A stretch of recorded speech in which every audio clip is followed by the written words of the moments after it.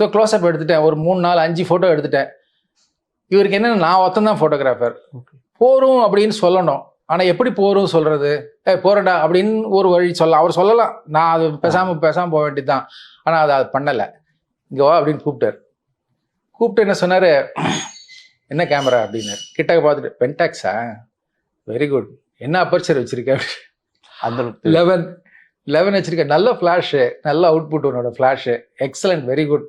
என்கிட்ட கூட கேமரா இருக்குது, என்கிட்ட வந்து நிக்கான் இருக்குது, கேனன் இருக்குது, பென்டாக்ஸ் இருக்குது, எல்லா கேமராவும் இருக்குது, ஹாசல் பிளாட் கூட வச்சுருக்காரு. என்னடா ஹாசல் பிளாட்லாம் சொல்கிறாரு. அதாவது அந்த அளவுக்கு நாலேஜ் அவருக்கு இருக்குது, நம்மளோட வந்து லெவலுக்கு பேசுகிற அளவுக்கு ஒரு நாலேஜ் வச்சுட்டு இருக்காரு. நம்ம வந்து அன்அஸ்யூமிங் இவருக்கு இவ்வளோலாம் தெரியுமான்றதே இல்லை. எனக்கு வந்து ஒரு நிமிஷம் ஒன்றும் புரியல, எக்ஸலண்ட் ஃபோட்டோ, நல்லா நீ எடுத்ததெல்லாம் எனக்கு ரொம்ப பிடிச்சிருந்து அப்படின்னு சொல்லிட்டு ஒரு 1.5-2 நிமிஷம் இவ்வளோ பேர் இருக்கிற இடத்துல கூப்பிட்டு வச்சு பேசிட்டு நம்ம சொன்ன உடனே இதுக்கப்புறமா நம்ம வந்து அவர் மறுபடியும் எப்படி கிளிக் பண்ணுவோம், அதோட இது போச்சு. பட் அது அன்பிலீவபிள் இன்ட்ரெஸ்டிங், மறக்க முடியாத ஒரு நிகழ்ச்சி. அவர் அவ்வளோ கிட்டக்க ஃபோட்டோ எடுத்தது.